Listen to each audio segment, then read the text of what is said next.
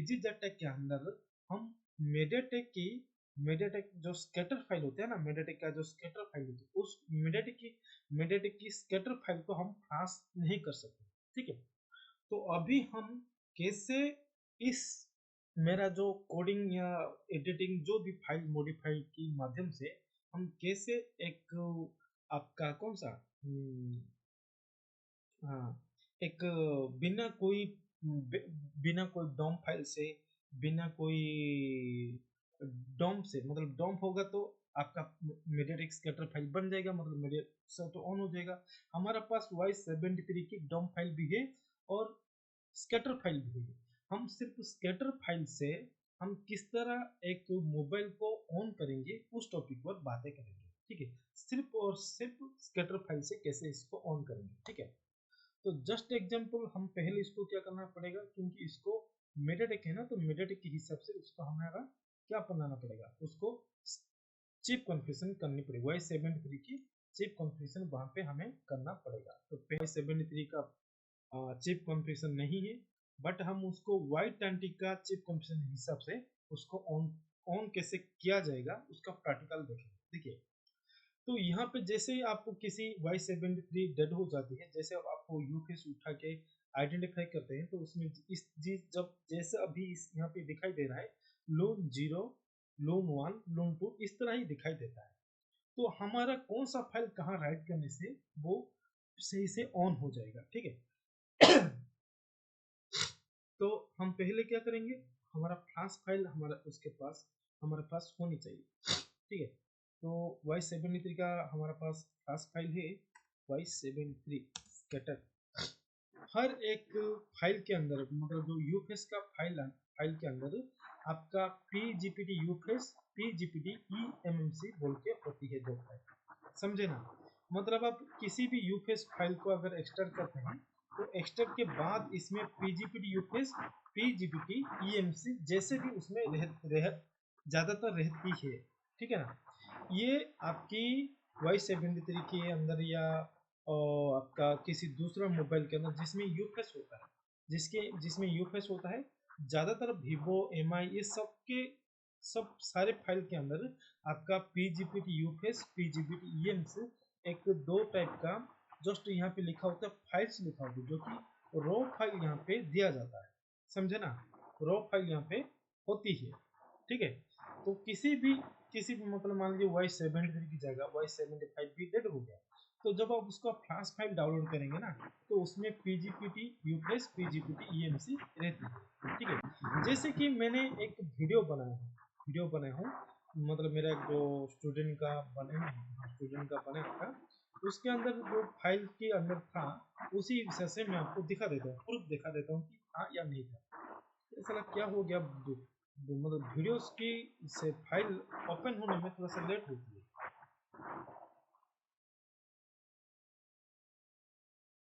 अब देखिए, फाइल पे जाएंगे ना, जैसे हम वीडियो पे क्लिक करेंगे ओपन होने में थोड़ा सा लेट होता है। दिस पीसी, उसके बाद या डेस्कटॉप में सर दिखाने का जरूरत नहीं, आप बताइए ना फिर क्या होता है। हाँ ठीक है, चलिए चलिए हम क्या करेंगे, तो अगर Y73 आपके पास है, माइक बंद कीजिए आप लोग। माइक बंद कीजिए, सब सारे के सारे माइक बंद कीजिए। तो जैसे कि हमें पता है कि मेन बूट ए, मतलब यहाँ पे आपका फाइल की PGPT फाइल रहेगा। तो अगर मीडियाटेक है, मीडियाटेक होगा, तो मीडियाटेक की PGPT फाइल कौन सा होता है, उसका प्रीलोडर फाइल होता है। ठीक है, उसका प्रीलोडर फाइल देखिए उसका प्रीलोडर फाइल वहां पे ये होता है कि उसका PGPT मतलब PBL फाइल होता है, PGPT नहीं, PBL primary boot loader file होता है उसका प्रीलोडर। तो आपको क्या करना है, यहाँ पे प्रीलोडर फाइल को ढूंढना है, प्रीलोडर को ढूंढना है।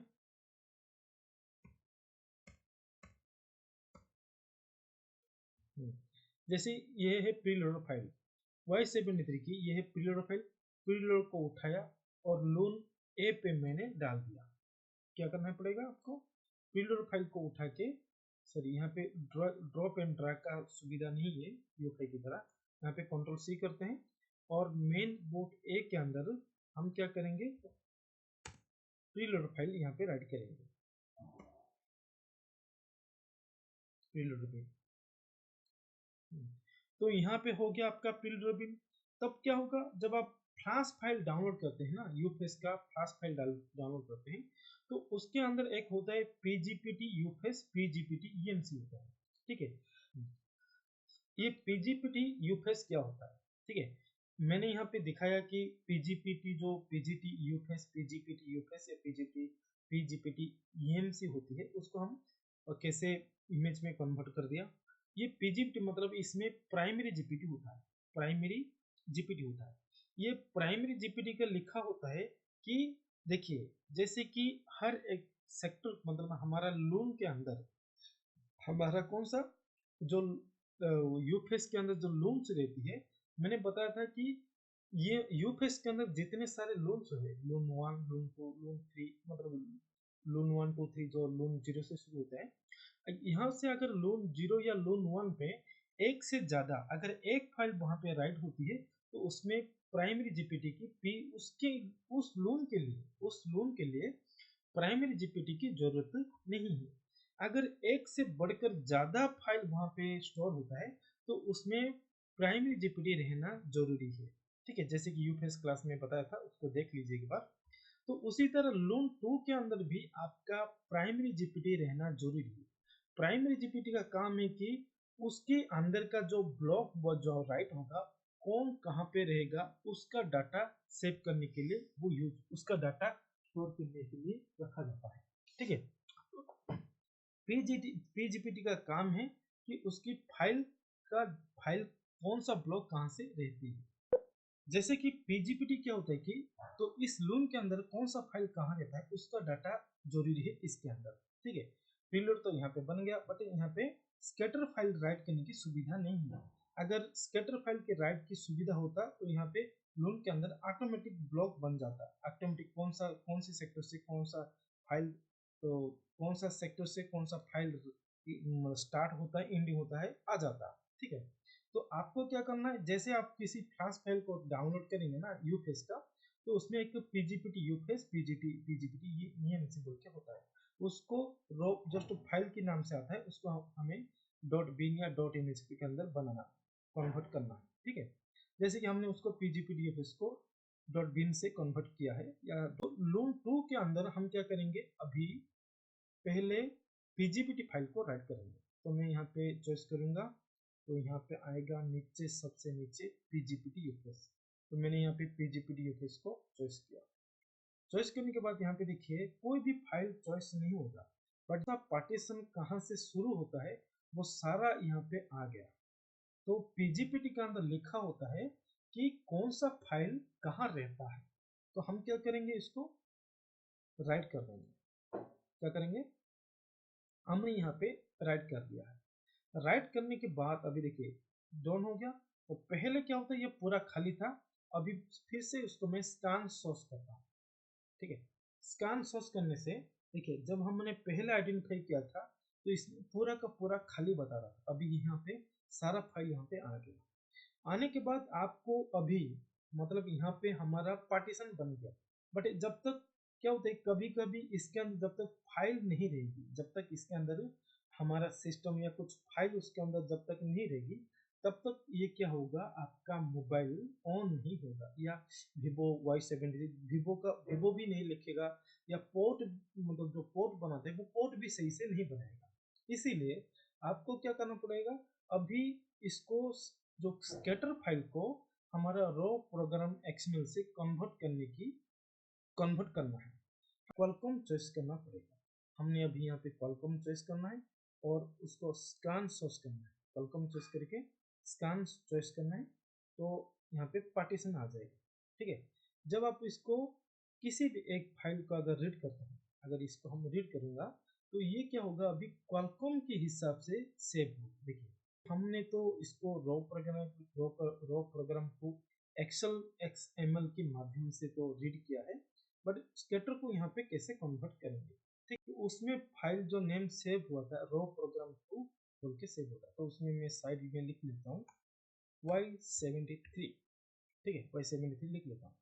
तो इसको क्या करना है, आपका एडिट नोट पैड पे ओपन करना है, एडिट नोट पैड पे ओपन करना है। देखिए नोट पैड प्लस के अंदर ओपन हो गया, होने के बाद और उसके अंदर और एक फाइल होगा y73 के अंदर, 73 के अंदर स्कैटर फाइल होगा।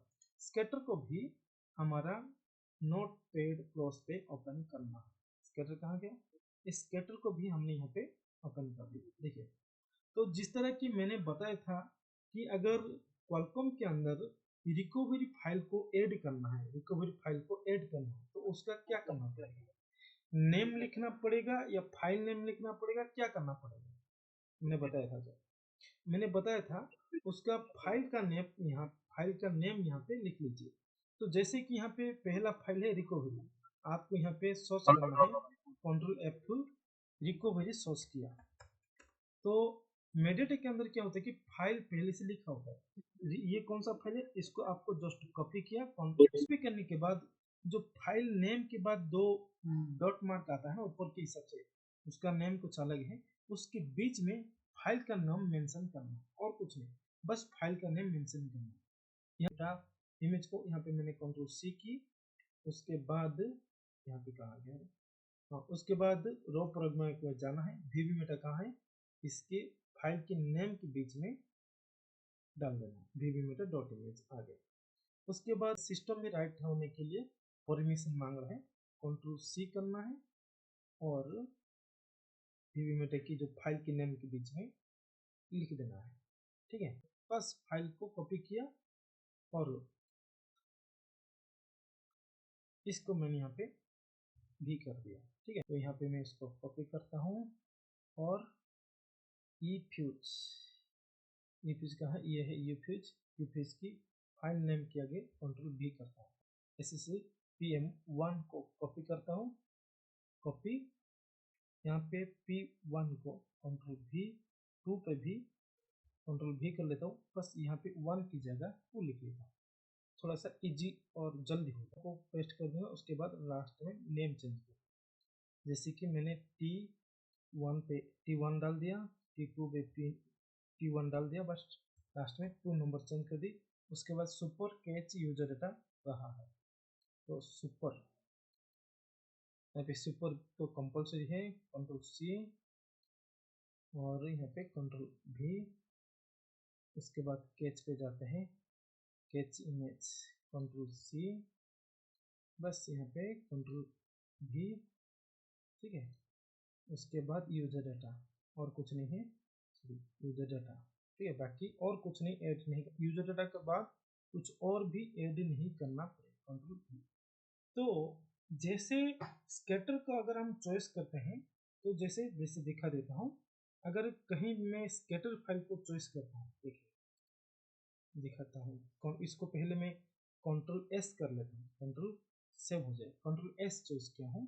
ठीक है, जैसे मैं एग्जांपल के तौर पर मैंने जो एडिट किया वो सही है या नहीं दिखाने के लिए मैं क्या करूँगा, एक EasyJet सॉरी U5 की अंडरटोल ओपन करता हूँ। ठीक है, U5 की अंडरटोल ओपन करता हूँ, उससे आपका नहीं, हाँ ये ओपन है। देखिए मैं यहाँ पे मेडियाटेक को चूज करूँगा, मेडियाटेक की स्कैटर फाइल, मेडियाटेक की इसके जो Y73 है उसका स्कैटर फाइल दिखा देते हैं, Y73। देखिए इसमें हम क्या करते हैं,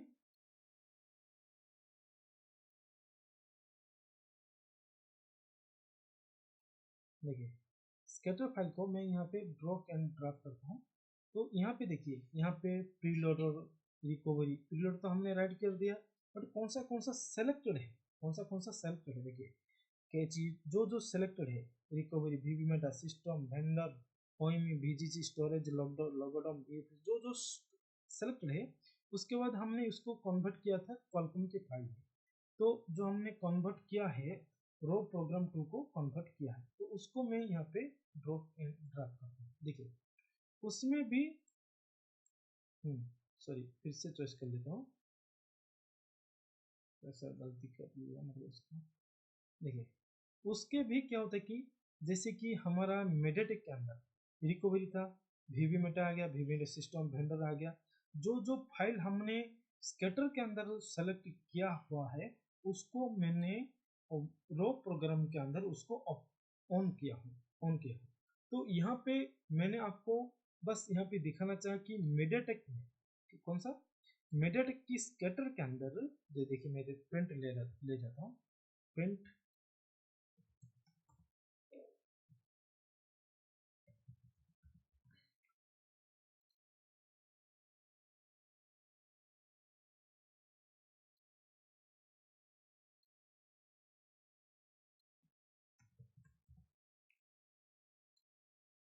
देखिए मेडिटेक के अंदर मैं क्या करता हूँ, एक कंट्रोल भी करता हूँ। मेडिटेक के अंदर स्कैटर चॉइस करने के बाद जो जो इनेबल है उसको मैंने यहाँ पे कॉपी किया। उसके बाद क्या करूँगा, क्वालकॉम को देखा है। देखो क्वालकॉम की जो हमने रो प्रोग्राम 2 को एडिट किया है स्कैटर के हिसाब से, अभी भी उसको हम क्या करेंगे, यहाँ से तो छोटा नहीं होगा, इसका प्रिंट निकालते हैं।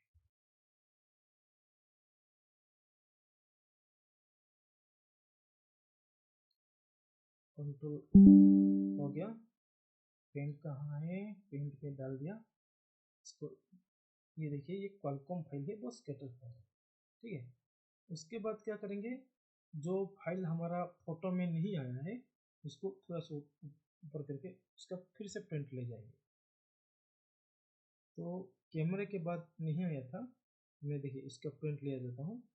उसके बाद यहाँ पे डाल देता हूँ।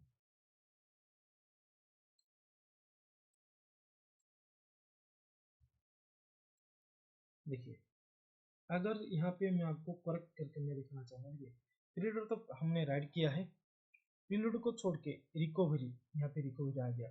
उसके बाद वीबी मेटा सिस्टम वीबी मेटा मतलब ओएम तक सॉरी वेंडर तक हो गया। वीबी मेटा ओएम वीजीसी हो गया। स्टोरेज हो गया। लोगोडम मतलब यूफ्यूज यहाँ पे हो गया। मॉडेम वन उसके बाद एसपीएम फर्मवेयर ऑडियो डीएसपी एसएससीपी 1 2 एसएसपीएम 1 2, ठीक है ना, ये सब। उसके बाद कैमरा का जो 1 2 उसके बाद कैमरा का 3 LK1 LK2 बूट रिकवरी, जो स्कैटर के अंदर जो है उसका स्टार्टिंग एड्रेस और एंडिंग एड्रेस इसमें भी वैसा ही है। तो हमने यहाँ पे फाइल को जिस तरह का हमने सजाना था सजा दिया, ठीक है। सजाने के बाद हम क्या करेंगे, अभी अगर मैं डायरेक्ट अगर मैं उसको देखिए, अभी मैं डायरेक्ट उसको चॉइस करता हूँ तो ये डायरेक्ट जो राइटेबल फाइल है वो यहाँ पे ऑटोमेटिक एपेक हो जाएगा, ठीक है।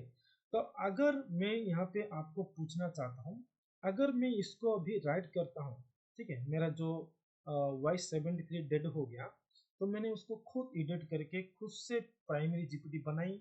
उसके बाद उसको रो प्रोग्राम में कन्वर्ट किया। कन्वर्ट करने के बाद उसमें मैंने रो प्रोग्राम एक्सएमएल फाइल बनाई। स्कैटर फाइल को रो प्रोग्राम के अंदर एडिट की।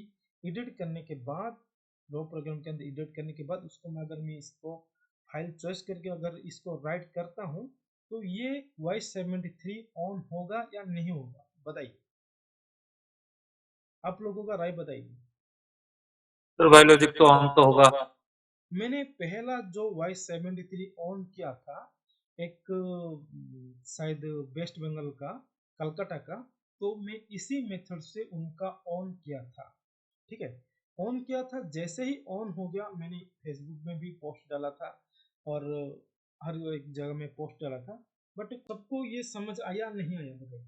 ये जो हमने Y73 का डेड को Y73 को जो हमने कैसे बिना कोई डॉम फाइल से उसको हम प्रीलोड राइट करेंगे, पीजीपीटी बनाएंगे, पीजीपीटी से हमारा स्कैटर बनाएंगे, स्कैटर को किस तरह एडिट किया गया है, रो प्रोग्राम एक्स फाइल को किस तरह एडिट किया गया है, वो सारे समझ में आया या नहीं बताइए। आपको मैं पूछना चाहता हूँ। हाँ सर बहुत अच्छे तरीके से समझ में आया। सारे के बताइए, सबको सब बताइए। हाँ सर, समझ आया अच्छे ना, समझ। आगे जाके हाँ कर सर, सकते हैं। हाँ सर, वीडियो एक दो बार देखेंगे तो और स्पीड हो जाएगा समझना। ओके चलिए, बहुत अच्छा है। मनोज यादव सर जी, मुझे बताइए सर। हाँ, सर बताइए। सर अगर कोई सेट का हम वो मीडियाटेक की मान लीजिए, मीडियाटेक का यूएफएस चेंज कर लेते हैं, ये नहीं तो उसको ब्लैंक ही रहने देते हैं, ब्लैंक माउंट करते हैं बोर्ड पे, ठीक है। फिर यूएसबी मान लीजिए पोर्ट ले रहा है, यूएसबी पोर्ट ले रहा है, यूएसबी से फ्लैश करते हैं, तो क्या ये लान पान ऑटोमेटिक क्रिएट हो जाएगा सब?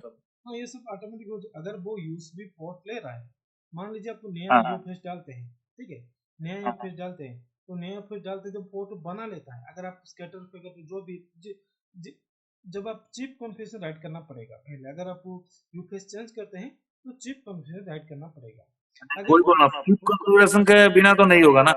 बिना चिप कॉन्फ़िगरेशन का नहीं होगा, कैसे होगा बताइए आप? नहीं, जैसे क्वालकॉम में ईएमसी चेंज करते हैं, ईएक्सटी सीएसडी नहीं राइट करने से भी वो फ्लश करने से ऑन हो जाता है, वैसे नहीं वही वो कॉन्सेप्ट यहाँ काम करता है या नहीं? यहाँ आपको मैंने जो पढ़ाया हूँ वो किस लिए, आप आइडिया कीजिए। यहाँ पे बिना चिप कॉन्फ़िगरेशन अगर राइट करेंगे तो चिप कॉन्फ़िगरेशन होने से ही ना बूट की जगह बूट यूजर डाटा के यूजर डाटा राइट होगा ना। हाँ तो आप बोल रहे थे कि ईएमएमसी में ऑलरेडी बूट 1 बूट 2 और यूजर एरिया बना ही रहता है, वही लॉजिक से चलता है, और ये एकदम ब्लैंक रहता है कि तीन लाइन भी हो सकता है, 4 लाइन भी हो सकता है। इस प्रॉब्लम की वजह से नहीं होगा ईएक्सटी कॉन्फ़िग, ठीक है। हाँ हाँ हाँ। और ये मैं सबको समझ आया या दोबारा इसको समझाने की कोशिश करूं? सर एक बार फास्ट फॉरवर्ड में सर एक बार और फटाफट कर बता तो थोड़ा क्लियर हो जाएगा। दोबारा